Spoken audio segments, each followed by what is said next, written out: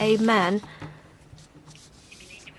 as well as a woman and a 7-year-old child. On the 26th of July, a drone injured a civilian in the settlement of Kamenský Hutor. On the 28th of July, a drone attacked a car in Podlesny Novoselki, injuring a man. The DPR. On the 24th of July, a drone attacked a motorcycle, injuring a woman.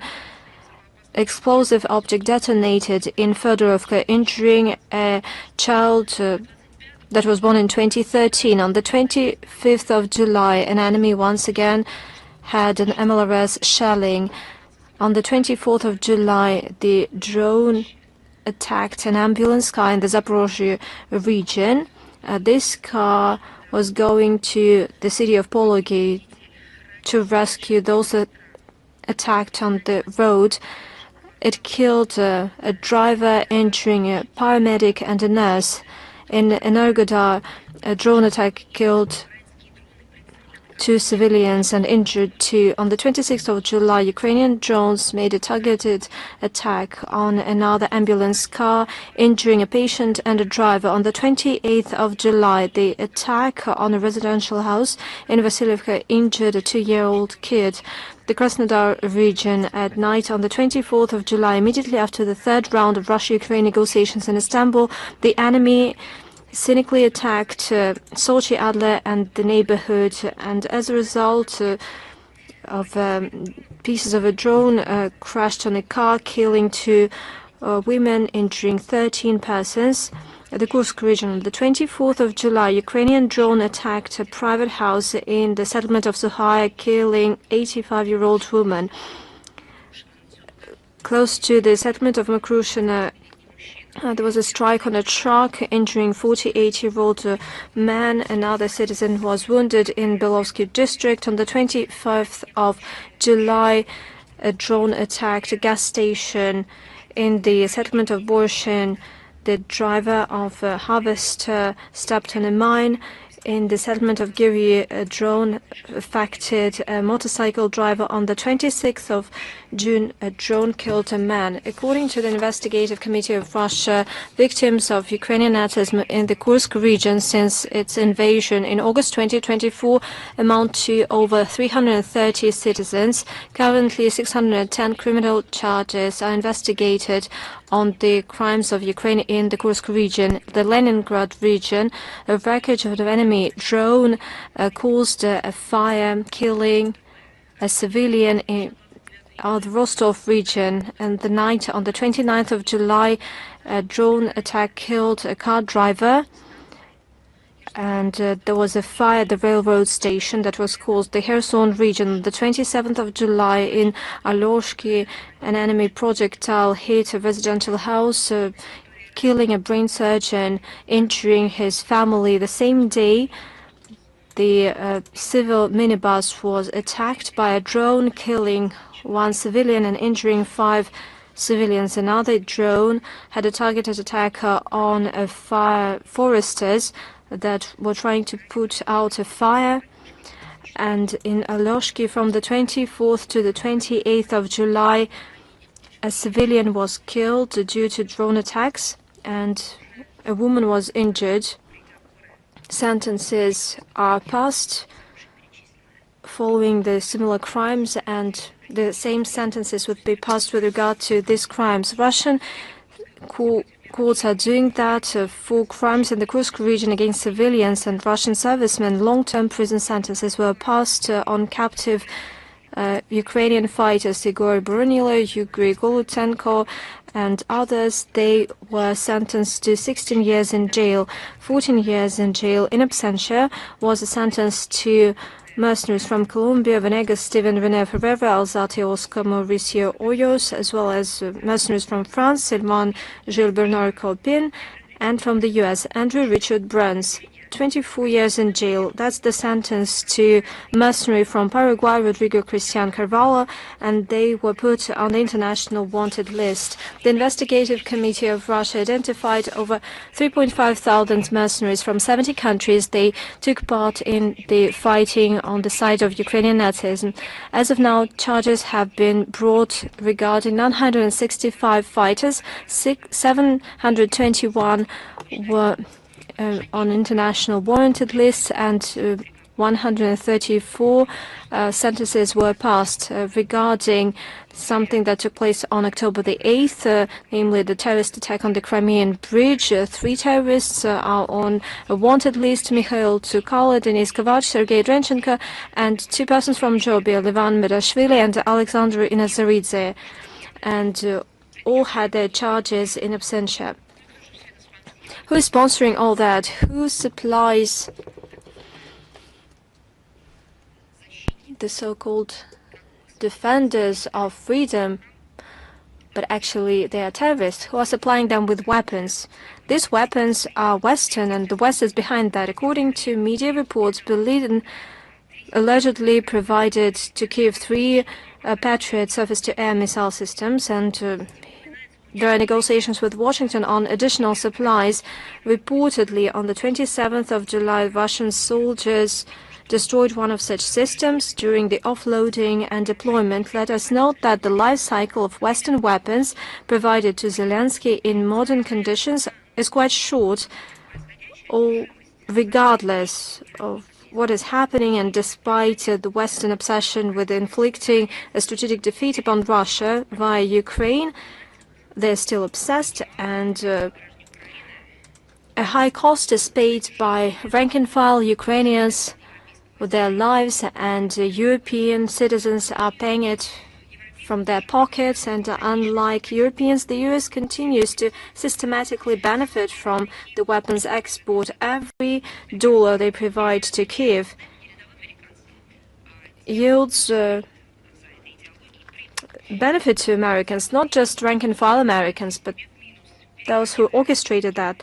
Europe, meanwhile, continues to run at a loss, pumping new resources to Kiev net, and the bet on the European military and industrial complex as a driver for the economic growth will only lead to imbalance in the economy and will lead to centrifugal trends in the European Union. Now moving on to Ukraine. As you know, on the 25th of July, Zelensky signed a law to extend the martial law and mobilization in Ukraine up till November 5th. Amid daily failings on the front line and growing social tension fueled by the sponsors of the regime, that are not happy with excessive defiance of the Kiev regime, this mechanism of usurping power can crash. As you know, the drafting rates are slowing down. According to analytics by REUTERS, the annual decrease in the Ukrainian army amounts to some 10 to 15,000 persons. The retired politician claims that the recorded number of defectors is 16 to 19,000 on a monthly basis, but the real number of defectors is 5 times as high.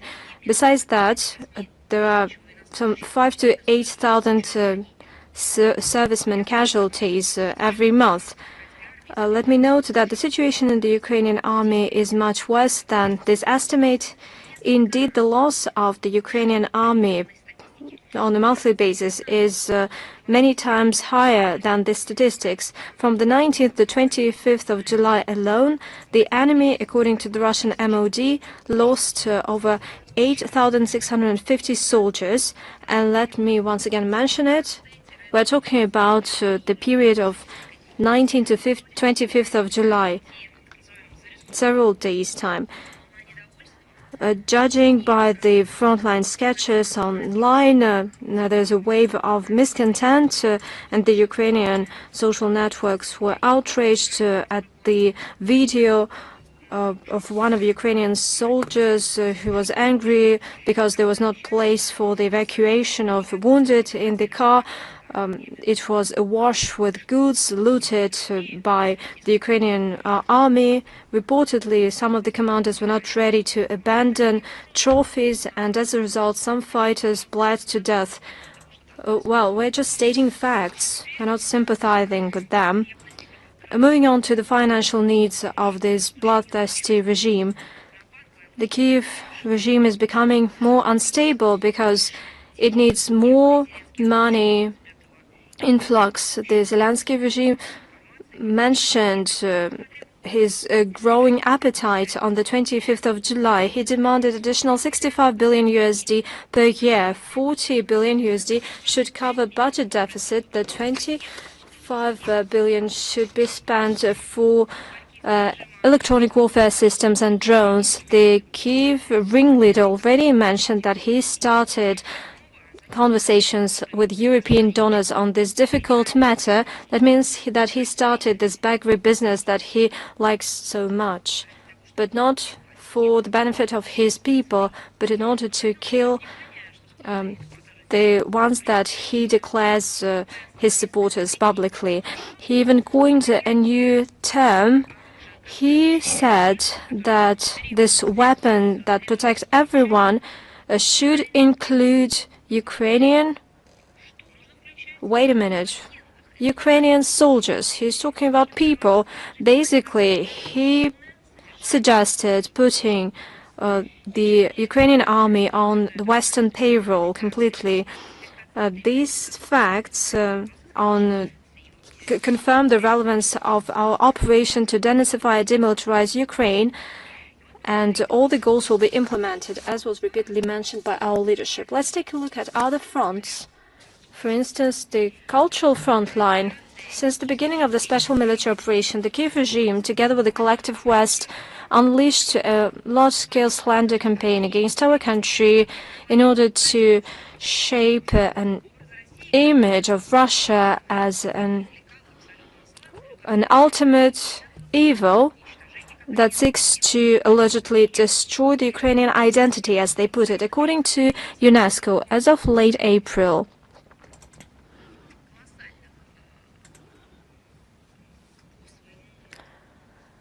there have been enormous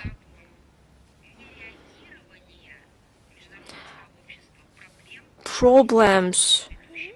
Namely, they were ignored by the international community. I'm talking about actions by the Kiev regime against its objects. According to UNESCO, as of late April, there are 485 sites that have been damaged. Half of them are cultural objects in Russian regions, in the DPR, LPR, Zaporozhye and Kherson regions. Various media outlets via the NGOs that are sponsored by the Western countries as well as the international platforms parrot allegations against the Russian army. They are accused of striking monuments in order to destroy, seize and rewrite the Ukrainian cultural heritage. They come up with bogus stories that Russian side has been destroying and looting museums, theaters. It turns out to be fake news. They are fabricated by the example of the bloody provocation in Bucha, bold headlines in Western and Ukrainian media, and zero evidence. Let me give you some examples of such bogus stories. This disastrous situation, as I've mentioned in the beginning of the briefing, when Ukraine destroys its cultural heritage, is completely ignored by UNESCO, and the statistics is being manipulated. So going back to the facts, the armed forces of Russia were groundlessly accused of blowing up the Donetsk Academic Dramatic Theatre in Mariupol. The Russian MOD noted that on March 16, 2022, there were no mission sorties in that area. Moreover, evidence suggests that all main exits from theatre were blocked from the outside, and a couple of minutes before the explosion, there was a panic inside the building. That means that they saw something that made them take desperate attempts to come outside, and those who managed to go outside using humanitarian corridors claim that Azov sees them as a living shield and that the Azov fighters blew up the building of the theater as they withdrew. And Russian innuendo include many other groundless accusations of our country. The Ukraine army does not have any qualms of using cultural objects as a shield to deploy their troops and equipment, and evidence abound. For instance, in May 2022, it is known that Ukrainian fighters set up firing positions near the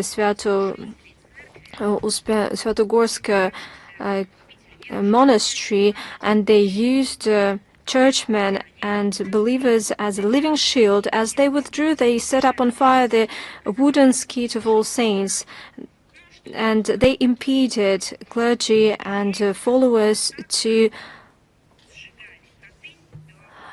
stop the fire. They had this example in Khatin. And who did that? These were not just German Nazi. They were Western Ukrainian Bandera supporters and henchmen. Since the beginning of the special military operation till December 2024, the Ukrainian attacks affected at least 457 cultural objects, including the attack on the Moscow Kremlin on May 3, 2023. 744 temples, chapels, and church buildings were injured. 164 are not to be rebuilt. At the same time, Russia takes active measures to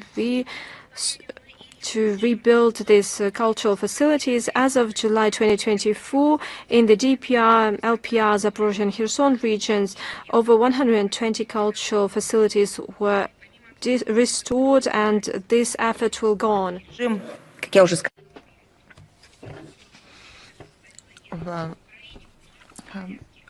In Ukrainian mass, they destroy the monuments to the soldiers of the Red Army, figures, cultural figures of the Russian Empire and the USSR. The main personal enemy of the Kiev regime is great Russian poet Alexander Pushkin. Only in 2022, about 30 monuments to this poet was demolished. In 2023, they adopted a law on condemnation and banning of propaganda of the Russian Empire policy. You know the full name of it. It was aimed at legalizing the fight with the hundreds titles of the Pushkin streets, and I quote, it was to decrease the influence of Russian narratives.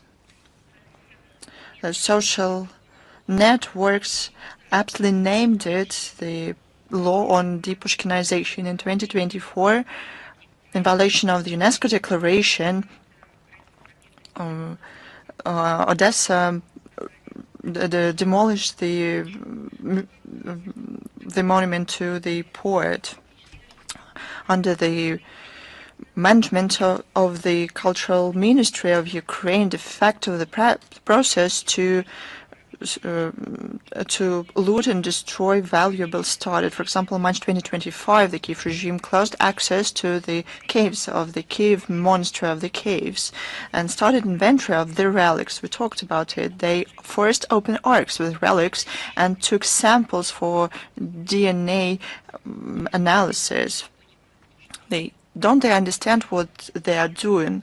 Let them look into the document that they signed. The Kiev regime even steal the valuables on the territory of the modern Ukraine and take it abroad under the pretense of saving them. In 2023, the director of Foreign Intelligence Service, Sergei Naryshkin, said that the relics from the Kiev Lavra of the caves are going to be taken out. But the Cultural Minister of Ukraine, Alexander Tkachenko, said that no valuable item is to leave the country. In 2023, a lot of exhibits and icons were taken to Europe. They are exhibited in Louvre, among other places. Whether these valuable things are to be returned is still open. But in my opinion, the answer is clear. Kiev is prepared to pay off for the armaments supplied by the West with the cultural heritage. No fakes can cover up the fact. The Banderovich regime has to remember the fakes has a wonderful characteristics. They don't live long. There's a very good quote that is ascribed to either French thinker Denis Diderot or American President Abraham Lincoln.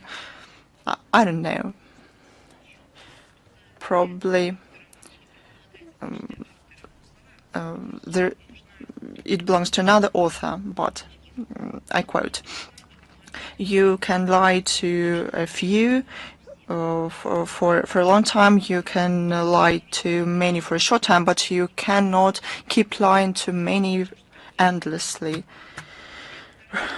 The ambassador of Ukraine to Norway started to create the panic around the Russian floating nuclear power station Academic Lomonosov. I remind you, it is deployed in the Pavik harbor in Chukotka and is ostensibly, in the opinion of the Ukraine's ambassador, the ecological threat to the Arctic. But who says that? It's the representative of the country who regularly launch strikes against the Zaporozhye NPP. They don't understand that this can lead to a global climate catastrophe. During the briefing for journalists on July the 20th, the Ukrainian so-called diplomat accused Russia that it wants to use it as, I quote, ecological weapons, ignoring international rules and standards in nuclear security and safety and environmental protection. I don't know who this ambassador is, but I would like to ask him a question. Is he aware that the Kiev regime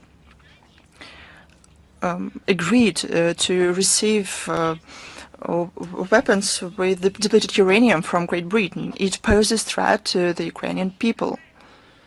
What kind of environment we're talking about? He even came to the point of saying that Russia is a terrorist organization who holds the biggest NPP in Europe, the Zaporozhye NPP, hostage. But it is our NPP, and to talk about his statement seriously is futile. There is no sense, especially about the NPP. It is constantly targeted by the Ukrainian army.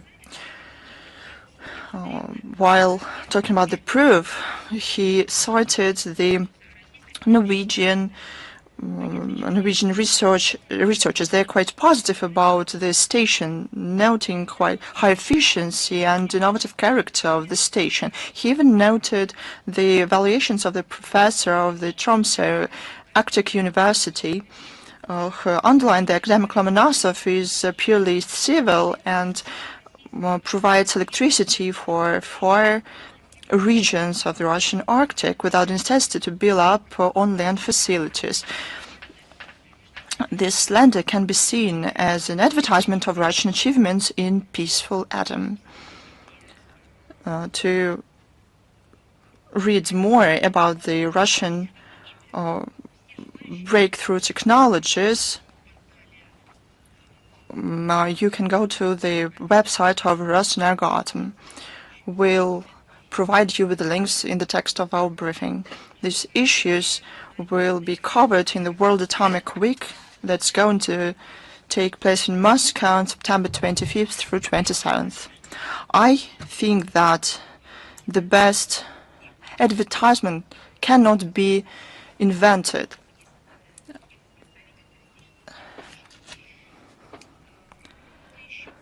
One more thing, and this is very serious. According to the information available to us, the Ukraine Special Services would like to use the differences between Russia and Azerbaijan to fuel the hatred on the national grounds. They want to use the people who fled Russia and who are ready for money commit subversive actions. The idea is to, if these provocations are implemented successfully, they are going to spread information about the Russian aggression. They use all the means available to them to destabilize relations of Russia with its neighboring partners and states. This is the logic of terrorists. As we usually say, that it's the terrorism sponsoring that the West is doing. Now about the situation in Moldova. In the run-up of the parliamentary elections in the country, the authorities continue to fight the competitors, trample upon the norms of the legislation, and to ban media that are not loyal to them. The situation with the polling stations is very indicative. We talked about it a lot. Last week, the Foreign Minister of Moldova proposed to open up in Russia, where a lot of people from Moldova live. As in the last year's presidential elections, only 2 polling stations. At the same time in North America and in West Europe, we talked about it, but we keep receiving the questions. The number of these polling stations are supposed to even go up in Italy from 60 to 73, in Germany from 26 to 36, in France from 20 to 26, in Romania from 16 to 23, in the US from 16 to 22. This shocked people in Moldova. The Moldova's diaspora in Russia was shocked as well. The authorities in Moldova, with their own hands, set up the dividing line between the people of their country. On July 23rd, people from Moldova who live in Russia gave the petition to the Embassy of Moldova with a request to increase the number of polling stations, but it went unresponded. But I'll tell you, we asked questions. Was it Russia who prevented Moldovans to set up polling stations? And time and time again, we underlined that we are prepared to do this, as we do on the request of any other country. We provide the possibility for people to vote.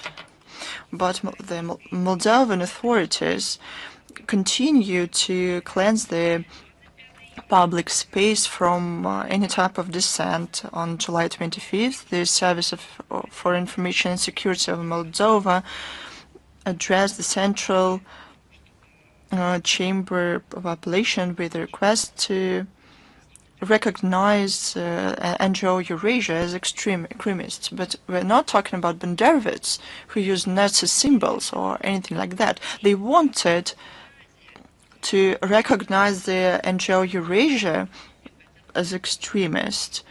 Many know about it. They want to develop cultural and humanitarian ties, preserve historical memory, and maintain dialogue on the Eurasian space. You can see on your own what the organization does. It is aimed, despite disturbances, partnership, cooperation. It is clear that according to the Moldovan authorities, all of this is extremism. The similar situation is seen with the Russian Center of Science and Culture in Chisinau, that it ostensibly works to undermine statehood and sovereignty of the republic. Can a couple of people, of organizations undermine it? We can accuse people of this, but there are no proof. the consequence of this destructive policy is growing internal political differences and anti-governmental sentiment. The government of Moldova set people against each other and fuel this antagonism and hatred between the people. On July 26, Chisinau had a mass meeting and protests of the opposition parties. They promoted national identity and neutrality and balanced foreign policy. At the same time, the meeting in support of Evgenia Gutsul took place. She's under home arrest since April the 9th. The regime wants only one thing. They want to retain power by all means possible, even if it costs the loss of sovereignty and national identity of the country.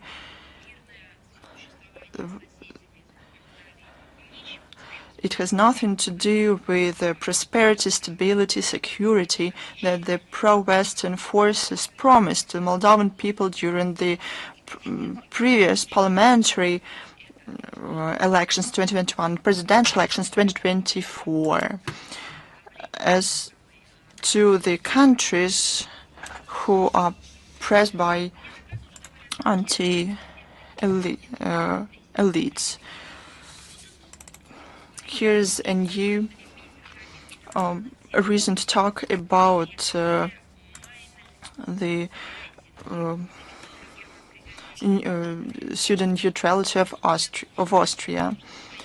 Minister of European and Foreign Affairs of Austria stated during an interview to a German newspaper about an opportunity to talk about joining NATO because of the Russian threats. This republic did not receive neutral status,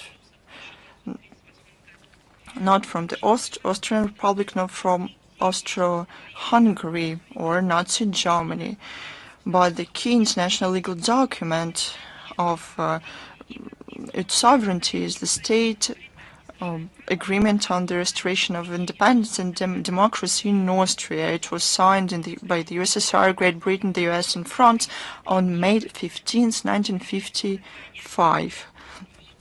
The same year, a Moscow Memorandum was signed. It was to preserve the permanent neutrality of the country. Without this fundamental document, the issue of sovereignty of Austria and statehood could have prolonged for an unlimited period of time. A good question. The loss of sovereignty. Does this mean that the country almost de jure lost its sovereignty? Second, the head of the foreign ministry of Austria, while doing such statements, insult people of her country who supports out-of-bloc status. Political leadership of Austria and other European countries disregard the opinion of their people. It's a norm for them. They do it for the sake of for the political situation, to the detriment of the interests of the national economies, social development. We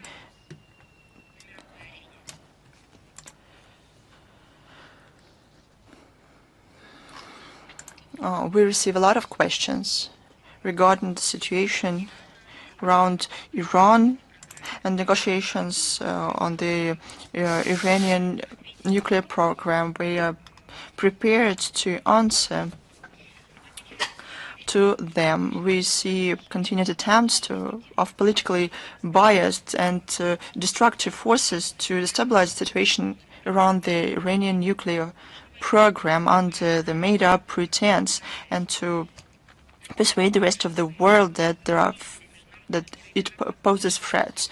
These advocates of the international peace and security lost the lost the ability to objectively evaluate the situation, to see the correlation between their decisions and the destructive consequences, to learn from their mistakes and not to repeat them. We are seriously concerned about the threats to launch new strikes against nuclear facilities of Iran. I'd like to note that that they talk about nuclear weapons. The Islamic Republic of Iran doesn't have it. The IAEA leadership many times confirmed that Tehran is not developing it. In other words, unbiased statements with Iranophobia are presented as the foundation for yet another aggression. The bombings cannot become commonplace in international practice. The catastrophic risks cannot be either ignored or justified. The UN Security Council long ago and unequivocally qualified such attacks as unacceptable. And now some don't like to remember this, or even sometimes ignore them, putting their policy on the first place. Other peacekeepers, the so-called peacekeepers, who justified bombings of nuclear facilities of the Islamic Republic of Iran, who were on the IAEA control, want to start the practical steps to reestablish the sanctions against Iran. They are well aware that real legal and procedural grounds are not there for them. They want to present their ideas as an alternative of an armed escalation and not as an example of good diplomacy that the rest of the world has to accept with humility. Let me remind you that the UN Security Resolution 2231 indeed provides for a mechanism for returning sanctions, the snapback mechanism. However, for it to be enacted, a significant number of steps and stages should be passed, and they have not been passed. The global community faces this reckless, arbitrary behavior by those who advocate the so-called rules-based order, but for a great deal of time they have been undermining the implementation of the UNSC Resolution 2231, violating its demands and shifting the blame for the stagnation in the JCPOA on Iran. The violators cannot use this discipline mechanism under the resolution, and illegal actions of these countries should not have legitimate consequences for other states. They should not legitimize and they should not become accomplice to the violations of the UNSC resolutions by the Western camp. We firmly believe that amid this fragile truce after the June escalation, we need a drastically new approach. The world has seen what aggressive aspirations and actions lead to under the motto of the ultimate solution to the Iranian question. That is an atrocious wording, but many promoted that. And the hypocritical calls to swiftly restore the full-fledged verification activities by the IAEA in Iran are most vocally done by those who, without a hint of hesitation, did damage to Iran and who put at risk the inspectors and the destruction of inspection activities.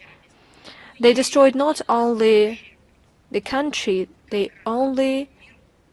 also destroyed and put at risk peace and security all around the world, including the verification activities of the IAEA. Let us not forget about that.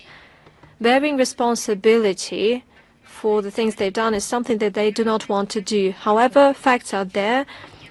It's not Iran, but its opponents who attacked the activities of the IAEA in this country, and now they need to ensure confidence that the IAEA could resume its activities, the verification activities, in line with its mandate. Sustainable peaceful settlement and refusing to make new strikes is the fundamental prerequisite for bringing cooperation between Tehran and the IAEA back on track. We believe that at the current point in time, Western opponents should abandon their selfish aspirations and channel their energy not for the destruction but the active search for negotiating decisions, building upon the international law and with due account for legitimate interests of Iran enshrined in the Non-Proliferation Treaty, including the right to enrich uranium for civilian purposes under the IAEA control.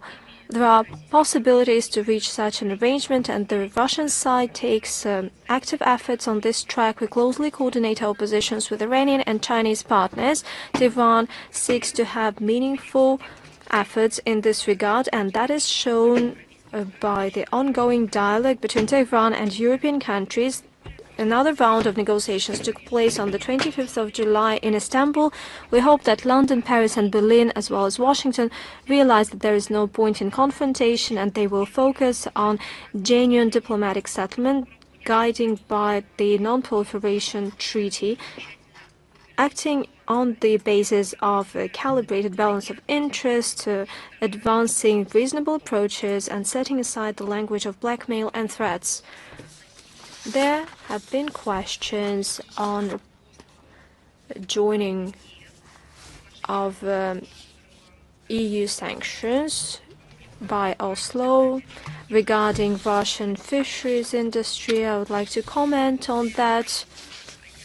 Unfortunately, in line with its anti-Russian policy, Oslo has joined anti-Russian EU sanctions on July 10th regarding Russian fishing companies, Northbow, Murman Seafood. These are companies that are fishing companies, and this decision envisages that their vessels cannot enter the territorial waters and ports of the continental part of Norway.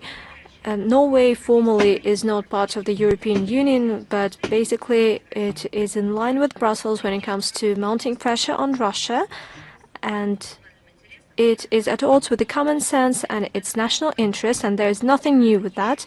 However, this time Oslo had a creative touch to the EU Russophobes.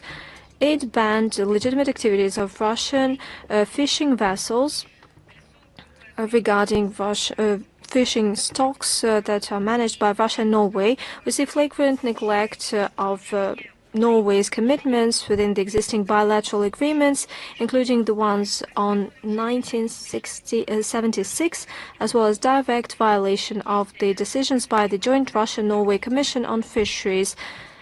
By doing so, the Norwegian authorities put at risk not only the interests of their population, but also the sustainable management of biological resources in the Barents Sea and Norwegian Sea. It is important to note that up until now, despite political differences, there have been annual sessions of bilateral fisheries commission that set a common acceptable catch on major fish. It distributes national quotas and it coordinates measures to regulate and control the catch. They adopt programs for joint research in fisheries. The 50 years of experience shows that it is important to cooperate with Russia, taking into account our interests. When it comes to the pretext that was used by Norwegian authorities for another round of anti-Russian measures, that just shows paranoia. Russian fishing companies allegedly, well, from the point of view of those who explained this to Norwegian authorities, they participate in spy activities. They are sponsored by Russia, and these activities are aimed against critical infrastructure in the maritime areas of Norway. No evidence was provided. These are classical Russophobic scenarios. This decision was followed by at the statement by Norwegian leadership that they are ready to continue many years of cooperation with Russia, and this shows that there is no even a trace of pragmatism regarding Norwegian commitment to relations with Russia. And the protest was declared to the Norwegian chargé d'affaires in Russia. He was summoned to the Russian Foreign Ministry on the 29th of July. The Russian side initiated an emergency session of the Bilateral Commission on Fisheries. Overall, we should state that a great deal of damage was done to the win-win cooperation with Norway in fisheries, and these actions will be reciprocated. And there is another outrageous topic. We talked a lot about various points and the cases when the West basically destroys something that used to be its foundation and the core and architecture, the freedom of speech. Without it, as you know, democracy is not possible, especially the Western liberal democracy. That completely was associated with independent media. The UK passed an Online Safety Act. I would like to delve on that in particular. I would like to use another word, but let's say to delve on that. On the 25th of July, Britain enacted the 2023 Online Safety Act. While the title is wonderful, who's against security, especially cyber security? But as is a custom in the Anglo-Saxon world, behind this flashy wrapping and lofty words on the need to protect their nationals hides this ugly reality. The British authorities get the tool to have a total control over the activities of the UK, which is becoming even more gloomy. This act obliges social networks, messengers, and platforms to identify the age of users and basically to constantly scan, feed publications, private messages, to identify illegal content, as they put it. That means that the privacy of correspondence not only can be limited following the court ruling, it is eliminated completely. And there is more to that. The points that have some reason to them that should fence off minors from illegal content, but that's the real point of the law behind that. Under the pretext of combating misleading information, fake news, London ensures control over the information space. Let me remind you that London invented the concept of highly likely, and for centuries it has been carrying out false flag provocations, and on a daily basis it generates tons of fakes using tabloids. Are they going to fight against themselves? Well, in this case, to be honest, 90% of the British mainstream press should be shut down because they publish nothing but lies and speculations. Take a look at the way Brits consider their press, and you will see very good statistics. Clearly, we're not talking about any real security. We see a universal tool to limit the freedom of speech and freedom of expression, to fight dissent and their own population. According to their surveys, they do not trust the authorities or the British press. This very British Act was devised in such a way as to cover virtually anything. The British authorities all of a sudden could announce, for instance, the outcome of the Nuremberg trials have an expiry date. It is claimed that they do not have an expiry date, but that is not true. And a person that wants to contest that, or a historian association, or let's say a group of veterans that wants to have a discussion on that, they could fall victim of this criminal persecution. London seeks to have a total control, absolute control over the internet, and that is clear. It wants to dominate in this area in a repressive way. It wants to control communications and the information and even thoughts of their nationals. The democratic and liberal principles that they told us about, with great reverence, are being trampled upon completely in the UK. Well, nationals in the UK are outraged. They have these petitions, and there are hundreds of thousands of signatures. One of the petitions has over 400,000 signatures, but there are doubts that it would change anything.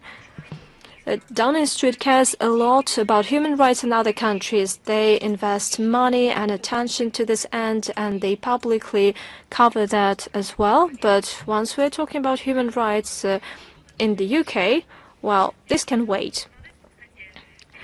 And these new points in the British legislation are in line with something else in the Anglo-Saxon world, namely the Australian Online Safety Amendment, social media minimum age.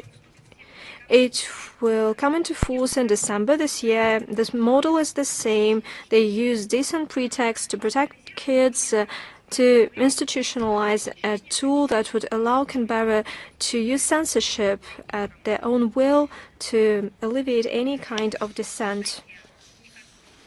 I believe that is the best occasion to get back to George Orwell and his visionary novel 1984. Let me remind you that the totalitarian state where Big Brother is always watching you was called Oceania, and the prototype was the United Kingdom, as well as countries and territories that were controlled by the UK. Orwell, that was born in occupied India, and his initial name is Eric Arthur Blair, and he knew what he was writing about. The idiom that he coined, thought police and thought crime, perfectly described the campaign unleashed in the West. We've been warning about that for quite some time. We provided facts in the international platforms, and we drew the attention in international fora. We talked about that when Russian media were persecuted. Representatives of various NGOs and civil societies who still dare to be outraged loud and clear. And I would like to recall the timeless words of a German pastor, prisoner of Dachau camp, Martin Niemöller, although I would like to change them a bit. The bottom line is the same. You will get it. And I am speaking to Western journalists, among other things. Come to think of it, once again, that is the quote of Martin Niemöller, and that is a quote known by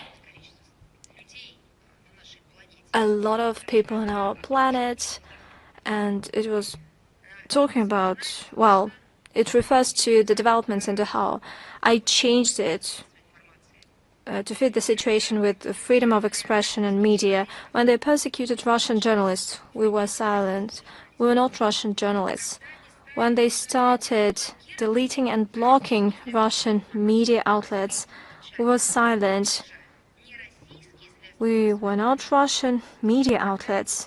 When they started inventing the so-called Russian threat, and highly likely, we were silent. We're not Russians.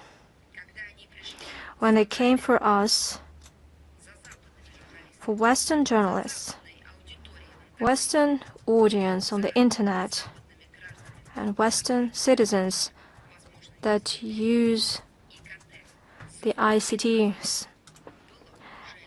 nobody was there to defend us. This quote of Niemöller fits perfectly the occasion.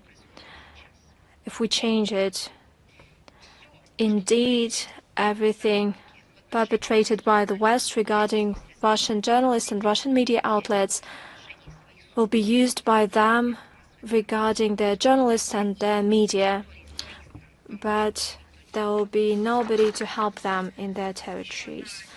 And another anti-Russian paper. On the 23rd of July, Bulgarian parliament adopted a declaration along with traditional standard tropes about Russian aggression. It expresses solidarity with the European Parliament, describing Russia as, come to think of it, a state sponsor of terrorism. Legislators of a number of European states made such statements a couple of years ago, and now Bulgarian members of parliament try to catch on this train of European Russophobia, although they're quite late, and they labeled Russia as the sponsor of terrorism. We're talking about the very Western representatives who invest money and weapons to the Kiev regime, and it doesn't hide that it is carrying out terrorist activities that are subversive activities against civilians. It is intimidating, but at the same time, the West does not see that it sponsors terrorism. We don't see any link with reality, and such loud and ungrounded accusations against our countries have the task of setting the ground for new sanctions. I will leave it to the authors of this quasi-document. They do not have any conscience, and everybody sees for themselves that any aggressive lawlessness against our state and our citizens will have the response. Bulgarian parliamentarians should understand that and should carefully calibrate what they say. And it is important that common sense prevailed, and less than half voted for this document. We had a lot of questions about the verdict of the International UN Court. On July 23rd, the International UN Court pronounced a verdict on the request of the UNGA. This case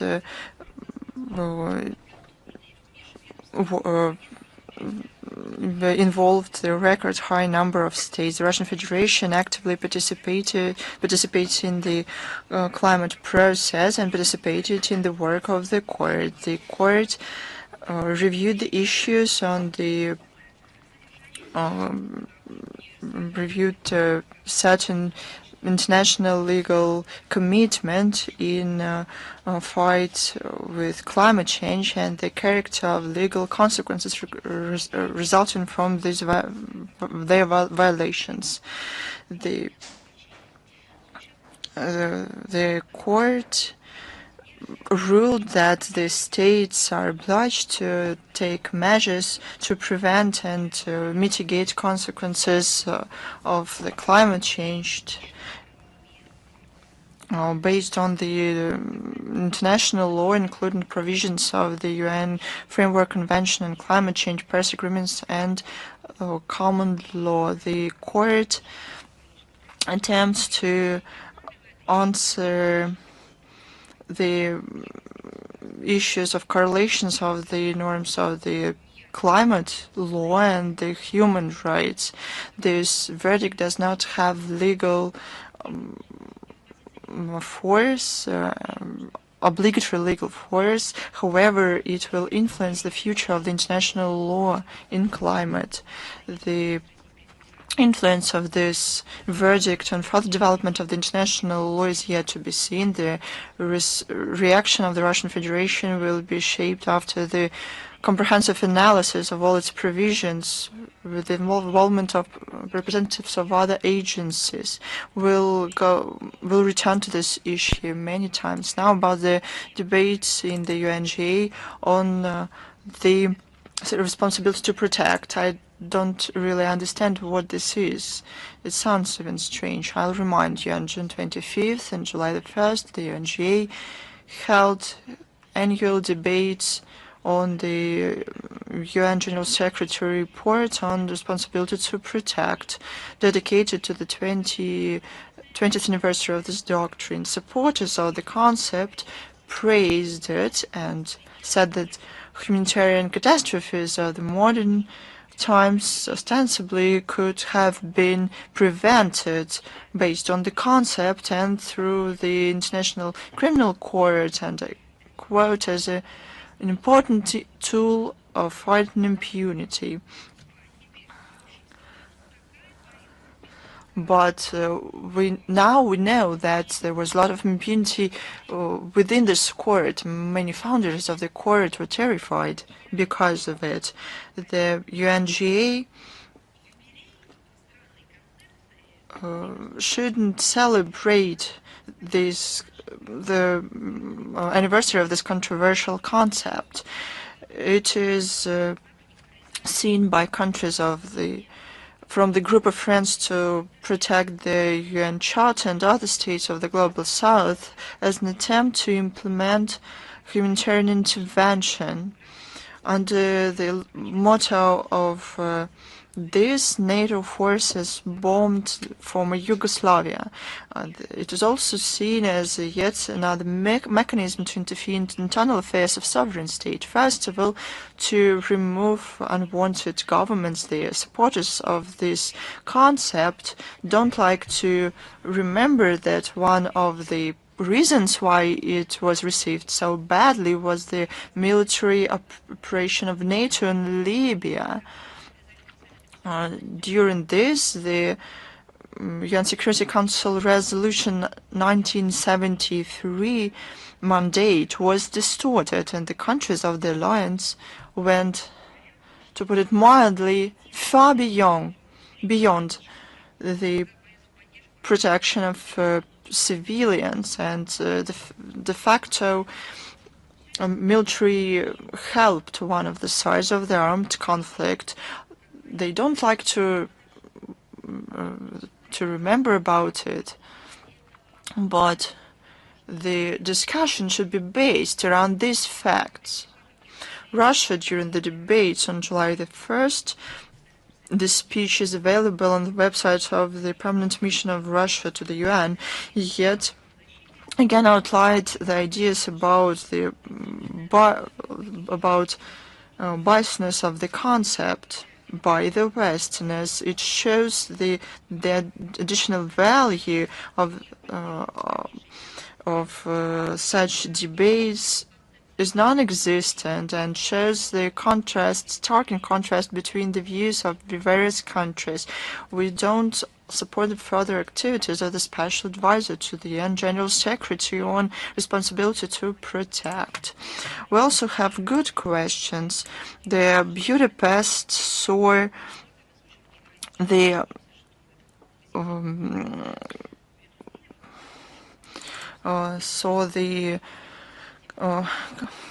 competition in freestyle wrestling. This competition is a vivid example that sports can be out of politics, and great states will try and find mutually acceptable solutions to the existing problems, including from the sports diplomacy.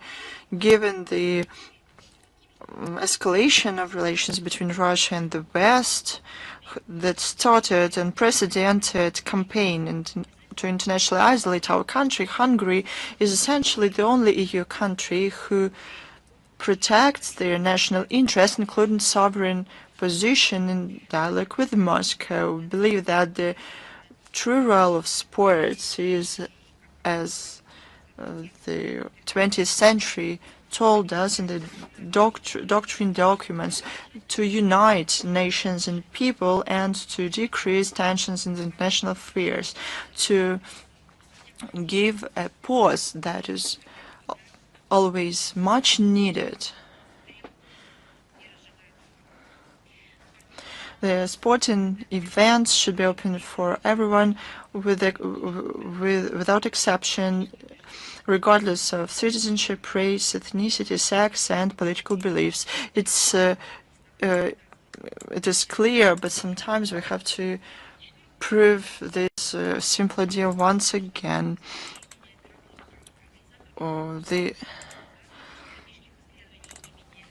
In Moscow and St. Petersburg on July 24th,